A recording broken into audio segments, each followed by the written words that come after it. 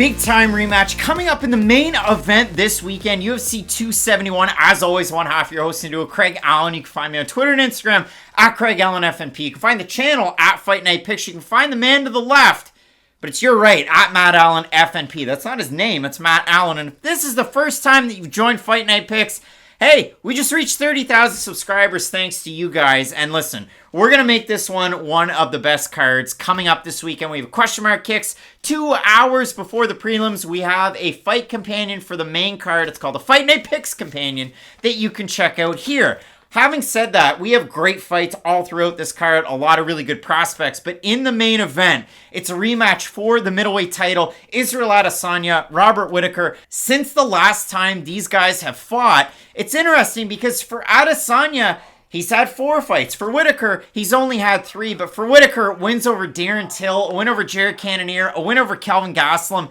For Israel Adesanya, yeah, he's got a win over Yoel Romero in one of the most forgettable fights ever. He's got a win over Paulo Costa that, from what I heard the other day, apparently it totally changed Paulo Costa. They said that on the UFC broadcast, which was a little interesting because I thought he looked pretty good in his last fight, even though he lost. He showed up 20 pounds overweight. That was bad. However, Adesanya has a loss on his record, up at 205 against Jan Blachowicz, and that's what makes it really interesting. He was able to get the win his last time out, but coming into this fight, I mean, he has the momentum. He's still the greatest middleweight. It's just a little bit, things are different now, I should say. And it feels like the storyline really has been set up too. Israel hasn't looked as good since the first Whittaker fight, and I don't know if you've seen how good Whittaker's looked lately, but I gotta be completely honest, and if you disagree, please let me know. I know they've been billing this rematch as we have new versions of these fighters. I think we still kind of have the same Robert Whittaker, and we still have the same Israel Adesanya. Now, yes, both guys know more about their opponent, and honestly, I do think that knowledge will favor Robert Whittaker because he is the more mixed martial artsy out of these two fighters. But I think that's such a strange narrative to bring into this fight. And I understand you have to sort of sell a rematch in a different way. But, like, if you've watched Robert Whittaker's last 3 fights, he still strikes on the outside in, like, a weird karate stance, even though he's boxing heavy. He still finishes most of his combinations with kicks, either to the leg, body, or head. He still has really good movement on the outside. Like, other than the takedowns that we saw at the end of the Kelvin Gastelum fight, he really hasn't shown me that much, at least, of, like, oh, we have this new and improved Robert Whittaker. And I always go back to this fight when you're talking about 2 primary strikers, but one of the striker has, some wrestling and some grappling. When Mark Hunt fought Junior Dos Santos, Mark Hunt's one of the greatest kickboxers ever. Like, he is. He's a great pure kickboxer, fought in Pride, fought in K1, great kickboxer. Junior Dos Santos is a striking-based MMA fighter. He goes in there and boxes with his opponent, but we all know that JDS has the other areas in his game to go to if he really wants to. But he still fought Mark Hunt as a kickboxer, and that fight was very close. And I understand JDS wheel kicks him in the 3rd round as a wild finish, but that fight is a lot closer than it probably should have been, just because stylistically those guys matched up with each other so well. You take that fight, and then you look at this one. Well, Israel Adesanya is about as good of a pure kickboxer as you can possibly be in MMA, and yes, he's a good grappler. Like, I hate it how anytime you say anything about a popular fighter, it gets blown out of context no matter what. Like, if you say he's a really good striker, then all of his fans are like, hey bro, he can defend takedowns too. Like, I got in trouble last weekend. I said Sean Strickland was good at defending takedowns, and I got told, no, he's not. And then he defends 6-6 against Jack Hermanson. It's just, like, these guys are fighting for a UFC title. They're both good at everything. But I do think Israel Adesanya has had a very smart progression of how do I take my kickboxing skills and apply them to MMA. Because, like, there's a reason Combat Sambo is such a good background for MMA. It's the martial art that's rules are the closest to mixed martial arts. They allow takedowns, they allow strikes. It's a very similar kind of point system too. Israel Adesanya figured out, okay, how can I make the most of my pure striking skills? So he developed really good initial takedown defense, a really good first move off of the ground if he does hit the mat.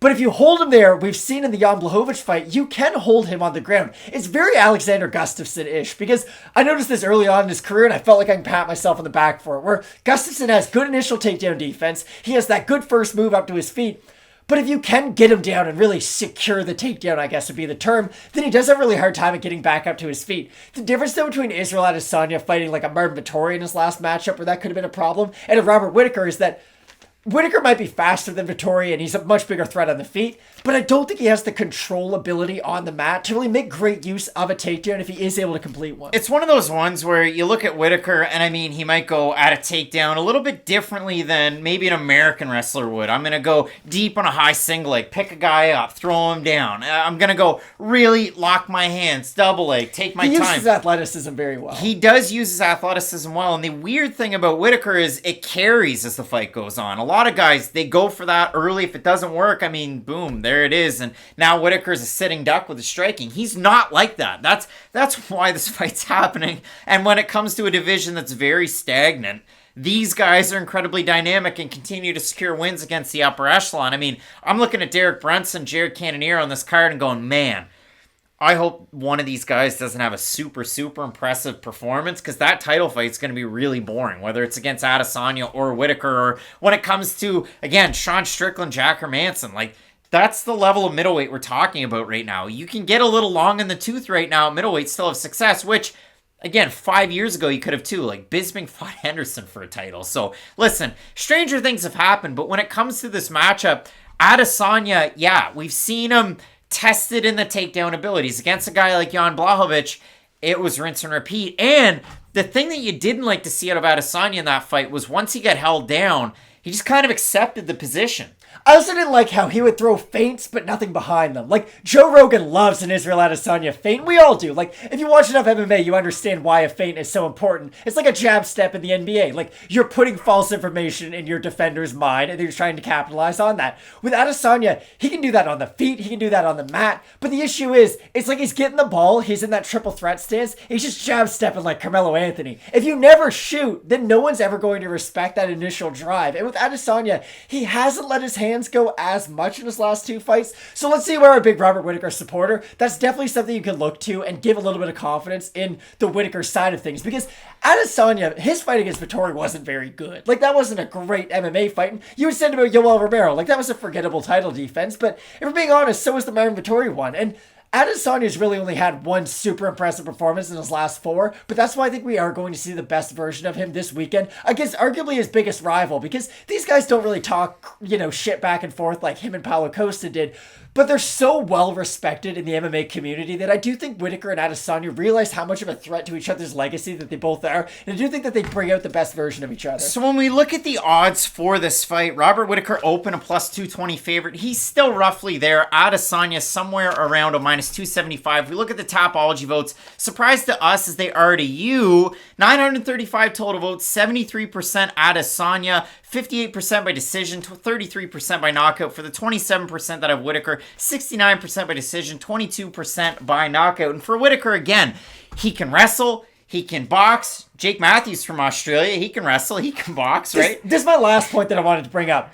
I could see a world where Robert Whittaker knocks out Israel Adesanya, similar to how Shogun knocked out Lyoto Machida in their second fight. Remember how close their first fight was? It was a very controversial decision. Lyoto Machida wins a unanimous, but it was close. A lot of people thought Shogun won. Shogun comes out in the second fight, hits him with like a weird overhand right, kind of on the temple, but like high on the head, and just flatlines him and gets into mount. Like, it's one of those weird power punches that if it's just like a guy coming off Contender Series, you probably don't think that they can land that type of a shot. But if it's a Robert Whittaker or a Shogun Hua, they have that kind of power at any stage of the fight. I definitely think, again, there's avenues for both of these guys to win the fight. The thing that I like out of Adesanya is whether it's switching stances. We talked about this. I seem to talk about it in every Whittaker fight. It's the end of the combinations. You can almost predict where he's going to end up. And when you have a striker like Israel Adesanya, it's a kick, it's a hook, it's a straight punch. He can really get it done in all of these different dynamic ways. So it does scare me a little bit where Adesanya, again, it's going to be marketed as he's not unbeatable anymore. He's 21-1. He's not 21-0. Khabib was undefeated. John Jones has... Khabib is undefeated. Khabib, sorry, is undefeated. I was already going on to my next point. John Jones... That Matt Hamill fight doesn't count. So Israel Adesanya, he's lost. I just like in the back of your mind, you're like, Khabib's not undefeated because he hasn't faced me. No, I mean, I did face off with Khabib, and his head's like 3 of mine. But I'm taller than him, so I got that. But Matt, when it does come down to this fight, I have Israel Adesanya in the rematch, but it does scare me again as like an anchor to a parlay. Do I have that confidence in him? Not necessarily. I want to disagree with you, but I don't think I can. Like, Israel Adesanya, or no, I am going to slightly disagree with you. I actually like the odds for Adesanya, if I'm being completely honest. I don't think Robert Whittaker can knock him out on the feet, and I think that's his only chance of winning this fight, because it's hard to outpoint a guy who moves so well on the feet like Adesanya, because he's so elusive in those later rounds if you're not able to secure a takedown, and no one has been a bigger fan of, like, tough smashes. Oh, this is just like a random guy at welterweight. Wow, this guy's really good at middleweight. Like, it's been fun to see the career progression out of Robert Whittaker.